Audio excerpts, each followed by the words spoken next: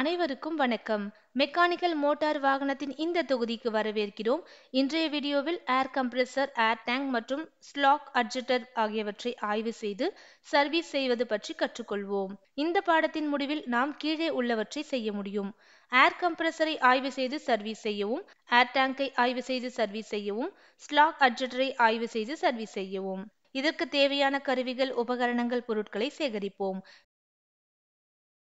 Tiny toolkit, socket spanner with T-handle 1, vacuum assisted brake system 1, workbench 1, wheel chock 1, cotton waste தேவைக்கேற்ப, soap oil தேவைக்கேற்ப, hydraulic oil தேவைக்கேற்ப.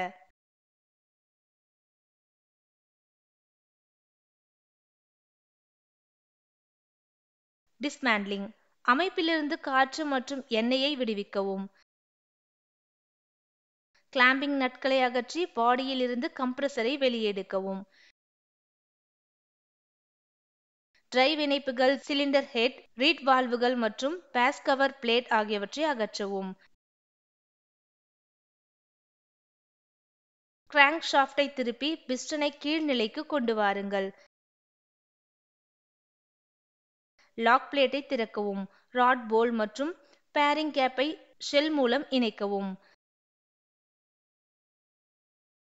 Piston, rings, connecting rod, end cover மற்றும் crank shaft ஆகியவற்றை அகற்றவும். Inspection, அனைத்து பாகங்களையும் எண்ணெய் பேசேஜ்களையும் சுத்தம் செய்யவும். சிலிண்டர் போர்வியர், டேப்பர் மற்றும் ஓவலிட்டிக்காக பரிசோதிக்கவும்.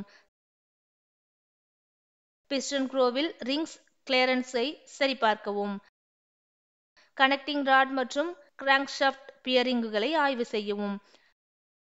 ரீட் வால்வுகள், தர்ஸ்ட் வாஷர், பிஸ்டன் மற்றும் சிலிண்டர் ஹெட் இரண்டையும் விரிசல் உள்ளதா என்று ஆய்வு செய்யவும். அசெம்பிளிங், கிராங்க்ஷாஃப்ட் மற்றும் த்ரஸ்ட் வாஷரை சிலிண்டர் பிளாக்கில் வைக்கவும். ஆயில் சீல் எண்ட் கவர் கேஸ்கட்டை மாற்றிய பிறகு கம்ப்ரஸர் பாடி ஃபிக்ஸ் செய்யப்பட்டது.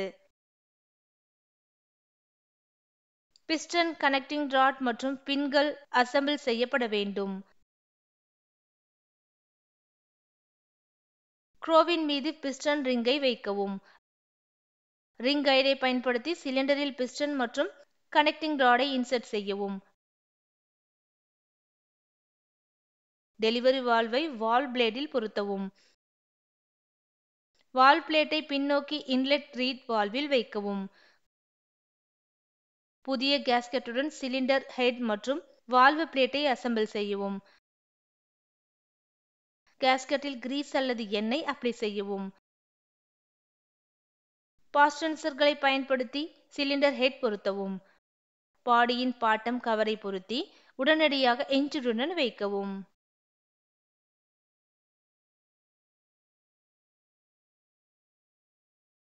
ஏர் டேங்கின் ஆய்வு மற்றும் சர்வீசிங். ட்ரைன் ஏர் பிளாக்கை அகற்றி ஏர்லைன்களை துண்டித்து மவுண்டிங் பிராக்கெட்டை அன்ஸ்க்ரூ செய்யவும்.